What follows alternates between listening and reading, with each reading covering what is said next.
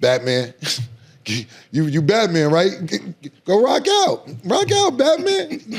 Hey, nigga, you that nigga, right? And you couldn't get it done. Because Mase, I think you're correct with that part. Jason Tatum might have been hearing the rumblings. Oh, yo, say, yeah, I'm going to sit out. Yeah, the chemistry is crazy. This, that. I bet. You know what? Let's see if he figured this out dolo, and he did. Let me ask you this, Mase, because you wasn't here for this. And Trish, I'll ask you as well. But I'll start with Mase. Jaylen Brown, right after they lost, goes on Twitch 10, 11 hours afterwards and starts twitching. You know what I'm saying? Bad idea. Yeah. And then, I don't care if you don't like my new name. I called it twitching. She mad because the nigga twitching. Yo, so some of the things he said was that, you know, he started saying, well, he said this before Joel Embiid is flopping. But the thing that stood out to me more than anything, he says he's not upset, and to him, this was his best year career-wise. How do you feel about that statement, knowing that Jason Tatum didn't play most of the year, and he was really the man, and then he says it's his best year career-wise when he gets bumped in the first round, and a couple years ago, you won a championship, which you got finals MVP and playoff MVP. But he said this year is his best year. So those were the statements he made, and I gave you the facts around the statement he made 10 hours after getting eliminated. What do you feel about that, Mase? I think that's horrible for a person of that caliber, because this is the guy that definitely got lower in points as the season went on. If you look at the last game, 5, 6, and 7, right? These are the 3 games they lost back to back. He's in the 18, 17-point range. And then when you think about, like, just that statement alone, how is it your best year if you guys are not winning? Like, that's crazy to even say. That's not a championship way of thinking. You know, that's a individuality on a bad team, might win 45 games or so. You know, that's just a bad mentality. That's a playing mentality. That's a 8th seed mentality of a guy that's playing at that caliber. I think when he's saying this, I don't know where he's getting that from. I really don't know, and I don't like that, because this Boston team just a couple years ago was a championship team. So it's horrible to hear him say that. Trish, what do you think? And to that point, Tatum only didn't play the last game. Tatum played game 6 and 7. But I'm just asking about a statement. But that's what I'm saying. Go ahead and give me one, nigga. Yeah. Go ahead and get one. Since you're the man, go ahead and get one. But yeah, you're right. He only didn't play game 7. But I wasn't even talking about that. I was talking about the statement. But go this ahead, is Trish. like that year when when they ran the play for Tony Kukoc, right? Like what Cam say. You wanna be the guy, and then they put the ball in your hand, and or the things don't go a certain way, and now you're mad. But these are the type of things you got to make sure these things go well, Jaylen Brown, because it'll play into your legacy, right? There is stuff just like this that could begin to be a spiral. No matter how good of a player you are, your image matters towards this sport that we call basketball. And I definitely think you should pay attention to that, because so far you've been doing very great, but it's just the explosive things that you say outside of basketball that make people pay attention to you, or things you say, you just got to find a better way to say it. Because what you're saying, I understand what you're trying to say, but there's a better way to say it. Nah, I think the shit was whack. I'm not even sugarcoating. It's dumb whack. Shit was corny. And you felt like that, say it amongst your niggas. You don't get on the fucking streaming and say this is the best year you had, and you've been to 6 conference finals. You've been to 6 conference finals as a Boston Celtic, and then, like I said, you win a championship and you win an MVP, you get bumped in the first round, and then you say the best year you have because Jason Tatum didn't play. Now, to what Trish said, it may be some friction, which we don't know, but basically you're saying, I like being out here by myself, whether we win or lose or whatever. I dig it. Secondly, what you're saying, Trish, it's the first time I'm hearing that. I'm not saying you're wrong, I'm just saying it's the first time I'm hearing it. How the fuck you got a problem with the Boston Celtics after they gave you $320 million? Now you got a problem with niggas. I hate that. That's a come on, my nigga moment. I hate that shit, bro. I hate it, my nigga. Like, that's like saying, right?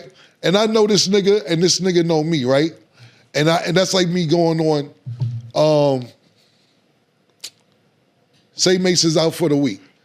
Say I'm out, let's use reverse, I'm out for the week. And Mase goes on another podcast, he's like, yeah, this the best week it is what it is ever. I'm like, oh, really? It is, huh? This is what I'm saying. This is the shit that starts causing controversy amongst people. If you feel like that, keep it to yourself. Once you start putting it in the air, you giving people ammunition. To work against the unit. Yeah, to start talking shit against people. Keep it amongst you and your niggas and shut the fuck up if you really feel that way. And I'm talking about the part of if he feel like the other stuff that he's talking about. This particular statement should have never been stated at all. Because I think these things start playing into his reputation. And, when you're in Boston, Boston needs a certain image to run this organization. That's just what it's always been. And that's not going to change because today you can do the things that you're doing. Yeah. Well, that's the thing about Twitch, though, too, because it's live. It's not any pre-recorded. It's no edits. A lot of the people who get on these platforms, especially when they have something outside of that platform going on, it's just like, if you don't know how to kind of navigate that or say certain things once it's already said, and this is why we're having a discussion about it, it becomes a whole separate thing that it didn't need to be, and it could have been a lot less drama. So maybe just internalize. Yeah, but that's battles. What I'm saying too. First of all, you probably a little emotional you lost, but then you act like you're not emotional you lost. Yeah. Yo, take 48 hours to think about it. Be like, I'm gonna do it. Yo, the nigga went on Mase 10 hours after the loss. Like, yo, take some time out. To be like, yo, go chill out. Yeah, do you think this is smart? But I think it's an addiction to, younger people to the internet. They feel like they gotta say something right now. Right. I gotta answer this right now. Yeah, or I would just want, you ain't have nothing to answer. Yeah, you already lost. Yeah, you think about all the stuff that happens off the court that you was alluding to, not just Jaylen Brown, that's messing athletes up, just off the court shit. And not only that, streaming shit. And I hate to bring it up, but Ja Morant gets off suspension, he in the car dancing with his man, a pistol show, his man try to put the phone down, streaming. Yeah. Yo, get off of the live, nigga. Discussing niggas, not saying your job ain't anything, but you're gonna be talked about, bro. I don't think that was a good move. But at the same time, what I did think, Trish, what I did think, Stat Mase, is that Jaylen Brown's like fucking, what was it, like Stanford? He's super smart. Cal Berkeley. Cal Berkeley. Yeah. Like, he's a super duper smart nigga, very intelligent. Yeah. This was more calculated to me. Yeah. He's not a wild, random nigga. You know what I'm saying? Yeah, he's very intelligent. Because one time he was driving in the car and he was like, yeah, I need life to be more boring and things like that. Yeah. And he was like, so I could stay focused and stay on the path. And I thought that was really good as well. Yeah, he's so very smart. When he makes this statement, is you get $300 million, you know how it goes, Killer. You got $300 million. Yeah. So I don't think, like I said, some people would be like, oh, he should have waited, he should have did this, or I think he should have been emotional, which I said too. But then I thought about it, I'm like, this nigga's kind of like, he's almost one of them genius niggas when they do the IQ test, he at the top of the list. Like, he's not a dumb nigga by any stretch of the imagination. So I think that it might have been calculated. Yeah. Last thing before we wrap, because I think it all ties in, and we kind of had this conversation on a previous episode. So Mase, I want to get your perspective on it. We were talking about athletes, players, just like a range of them kind of pursuing other careers, I guess, to be more culturally and socially relevant. And like one of the examples that came up was culturally like Lamar. And socially relevant. Yeah. So they're doing things outside of their sport. Yes. You sound like you already have thoughts, but I do. Yeah.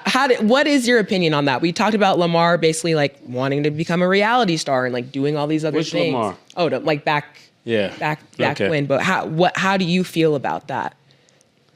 I think at the tail end of your career, it's okay to do stuff like that because you're looking to transition and to do stuff every now and then just to figure out what are we going to be doing after we play this sport that we love, that we've been playing since we was 5 years old, 6 years old. But I think the main thing has to stay the main thing if you want to be great.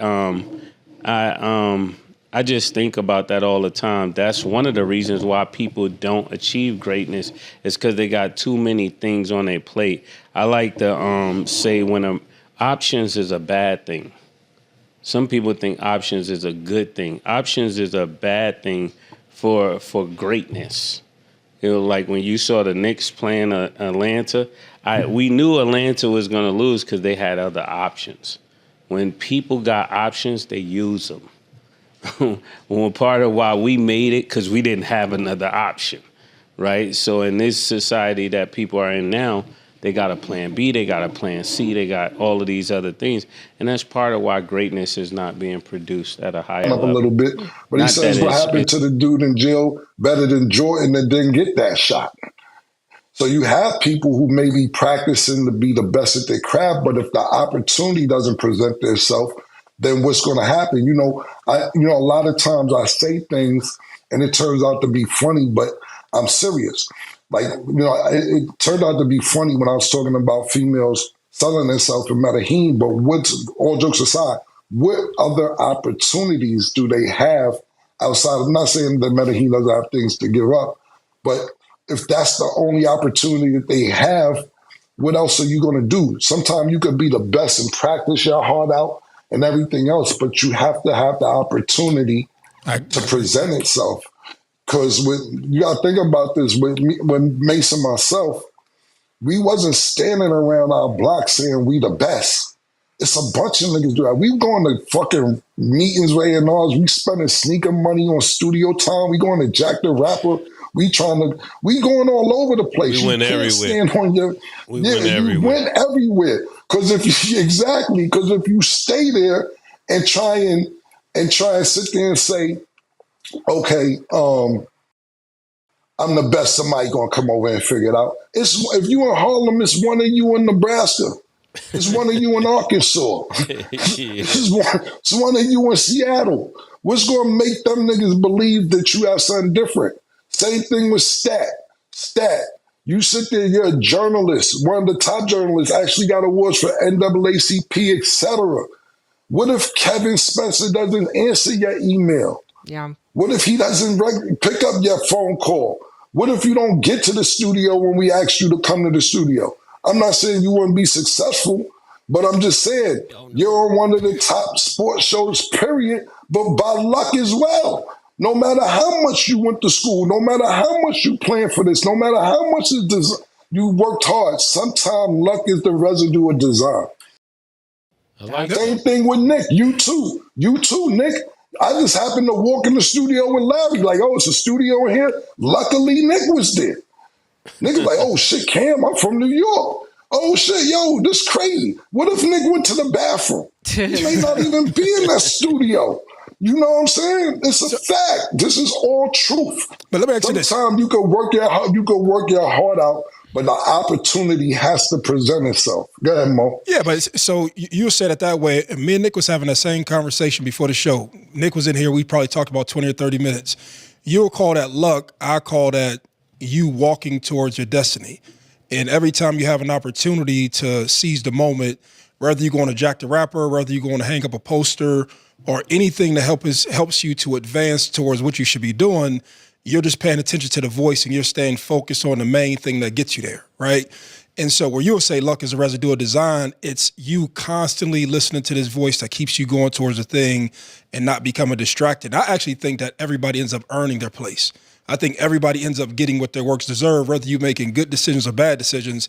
And if you make bad decisions, you'll go towards a different fate. And I'm just talking about my own life. And things started to go well for me once I start making all these like small decisions, and where they would seem like coincidence, I didn't look at them as coincidence. I look at it like as God and the universe rewarding me for me staying down the path. Like I felt like I was supposed to meet y'all. I was supposed to get the call from you. I was supposed to do this. Like this is where your life is supposed to be at. So I totally get and agree with what you're saying, and then I also would add to it that I view it as like you're paying attention to what you should be doing. And I call it like if something naturally energizes you and it draws you like just energy and happiness, I think that's God saying, hey, this is what you should be doing, or this is who you should be drawing closer to. And things that sort of like drain you, you shouldn't be around those, or things that help you get to your dream. You'll naturally be pulled to do these things. And if you pay attention to them, then and sort of obey and walk in that way, then, I don't know, you'll be rewarded. I believe in that too, though, Mo. I'm not disagreeing with you. I think we said the same thing. I believe what you're saying is destiny as well. A lot of things is destiny, and I'd use luck as the residue design, but you're saying destiny. I'm supposed to be where I'm supposed to be, and I believe in that as well. But that doesn't mean it's bad people who aren't where they should be at. You know what I'm saying? Like, I'll just use a different example. Like, I got an uncle came home from jail, right? And this has nothing to do with us. And he keep telling me how he used to rob banks. And he telling me, yo, all I had to do was make that left turn. We was good. But you didn't. You went straight. you didn't make the left turn. So you went to jail. So therefore, I understand where you're coming from as well. I'm not disagreeing with you, but everybody doesn't get the opportunity. But I totally get what you're saying. You have to be there. Same thing, that's why I use Mase's example, because he went to meet Jermaine Dupri, but it was destined that he met Puff to me. But he had to get there, but he didn't just go there without putting the work in first. They didn't just go on the whim and say, yo, let's go figure it out. I'm a freestyle. No, he put the work in to go there. You know what I'm saying? So I'm just giving different points, but I think what everybody said is correct. I just want to give a few different angles from what we're talking about. Yeah, I also want to say you have to put yourself in a position to be able to accept good opportunities as well, because I think a lot of people do, because we started the conversation with fame and talent, and a lot of people do have talent that they're either hiding from the world, or even kind of what we were discussing earlier, there are TikTokers, there are people who started on Musical.ly just lip syncing things, who had quite literally no talent and had to create a talent out of that just to translate that talent to dollars that they never had, just to be able to make a living out of something that wasn't initially sustainable. So it's interesting because nowadays there's so many loopholes, and it's interesting every time I talk to y'all, because to me, you guys are people who have, I call it real fame. There's like different sections of fame. Like when you bring up clarity the story, question, what is that? Yeah, break it down. So like Mase brings up the story of how he actually had to used to go city to city to like promote albums and promote tours and things like that. People really can just pick up a phone and post something, or make, like, I saw a clip of like Ice Spice getting in a fight at McDonald's, but it was to promote a collaboration that she had with Wendy's. Like, that's not a normal way of showing this is my talent. It's just to get a click or just to have a viral moment. So It's kind of misconstrued, because my generation sees clips like that and we're like, oh, this is sustainable, because we're not thinking talent. We're like, this person is famous. This person has views. And unfortunately now all it takes is views to translate to dollars. So if that's something that you value, which comes back to what is it that you value, that's all you really need. You don't really have to have talent to back that up, because I know if I have a viral moment, in return, I'm going to be rewarded with money. And that kind of goes back to the player conversation with that. Like, if I'm obviously, to get to the league, it's a lot more than just a viral moment, but if you can have the opportunity to get to the league, and then some people are able to kind of cruise by and have other viral moments, in addition to maybe just some good plays here or there that are able to kind of keep them there, there's not really like a concrete way of like, this is what you're supposed to do to get to this next level. It's been misconstrued, and we've seen it from just different people, because I'm not going to say there's a whole lot of like super talented, that sounds terrible, but it's the truth, super talented people of this generation, because there's just 1,000,001 ways to get a view or get a click or to become viral or become famous. They're not showcasing. They're not. This generation is not showcasing much of their talent, because like you said, they don't have to. Yeah. They're just going towards the viral moment, and then you're recognizing this person does have some talent. Yeah. I think when the masses are drawn to people that doesn't come from the machine, you just had something that the whole world wanted. Yeah. You know, Yeah. and I think there's people that in this generation they have that. Yeah. The money just helps it, and I think that's the thing that really that makes a lot of artists freak out, because once the machine is pulled away from them, they recognize it wasn't you. Yeah. It was the marketing dollars that was behind you. And they're like, oh, everybody's not helping me. No, it was never you. You just had something, but they were throwing, the gas on your fire. Yeah, extra little something to help. Yeah, Where all those numbers come from? But see the thing.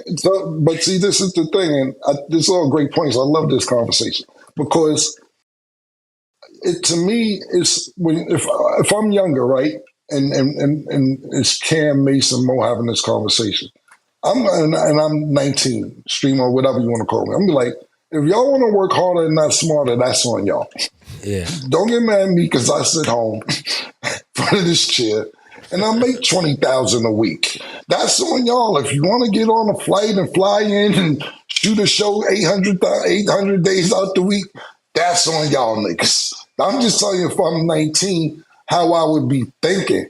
You think about this, and this will be my last point on this. Y'all guys could close out whatever you want to close out with. I don't know if you guys remember the Cash Me Out girl. That was on Dr. Phil. Bad baby. Right. Yeah. See, you know her name, Stat. Why do you know her Danielle name? Bergoli, that was like that was the thing.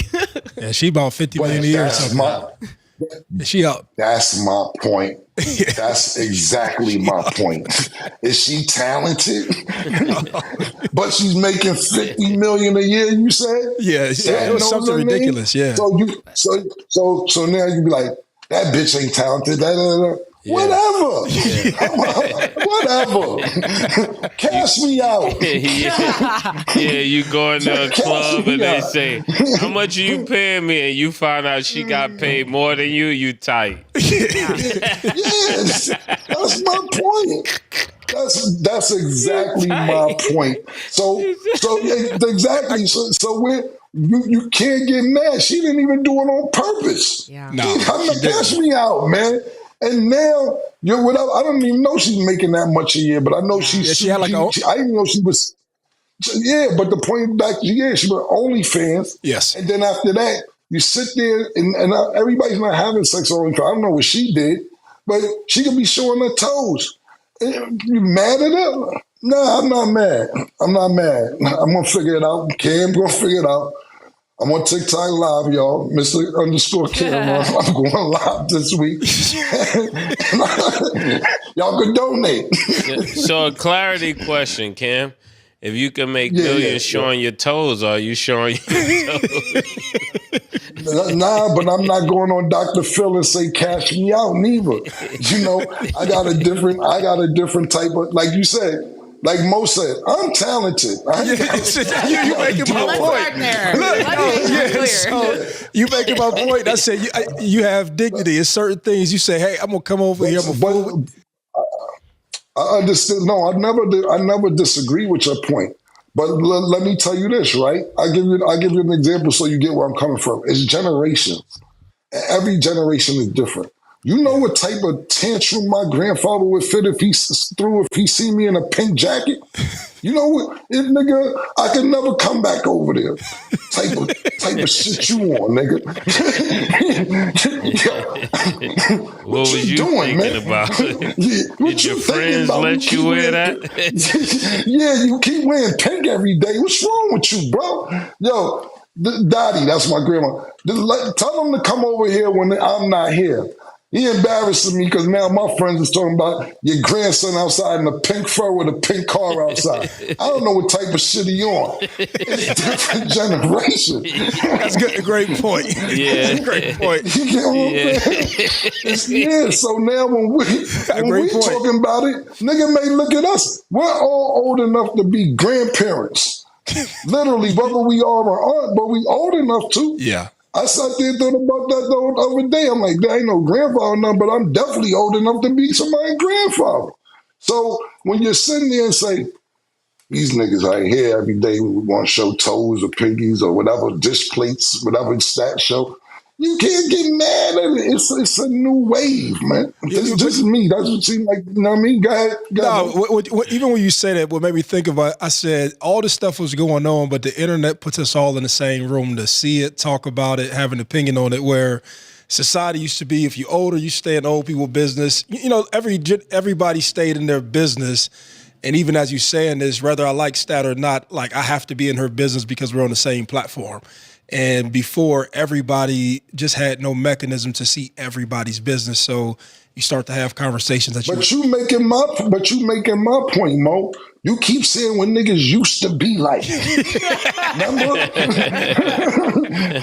The days. Remember the time? Yeah. Yo, remember the time when we didn't have to be in everybody's business? You making my point. It ain't going backwards, bro. We're seeing that. They keep digging up technology every day. Every day, new technology's getting dug up. It's not going backwards. I just remember the times when we didn't have to do it. Well, good. Go play Michael Jackson, remember the times, and have fun.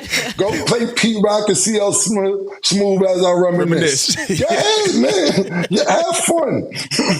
Have fun. I want to leave on this note. I will say it is important still, I think, what you value and also just like remaining true to who you are, because there are a lot of loopholes that we see, like even for me, and obviously everybody's path is different, but even for me, like I went to school in Miami. I was going to class. I was doing what I had to do. Even if I didn't go to class, even if that's not what I wanted to do, I could have worked cool, whatever. At the same time, I'm seeing people live a lifestyle. I'm like, how they get that? I'm like, they're scamming. I'm like, dang, I want to be on a boat. I want to get this purse. I want to do this. I want to do that. But having a lasting legacy also depends on all the choices that you make in between them. Like for some of the people who was doing the other thing, even though that looked real lit at the time, they can't reap the benefits of all the money that they got because things happen in between time. And then on the other side, there are some people who can. So you just have to really choose those life decisions that make sense for you. If opportunity presents itself, make sure that you exert yourself to be able to try, at least see what can happen out of it, because you just never know what that next step that you take can lead you to. That's what I'm gonna say. But real talent is still a thing. We see it here every day. It's a real, very, very real thing. And hopefully people kind of come back to those roots, because it would be dope to see more of the newer generation actually like feeding into their good skills or like the things that they do enjoy to do. Like, cause we need something in everything. Not everybody can be a doctor. Like we need a range of people doing different things.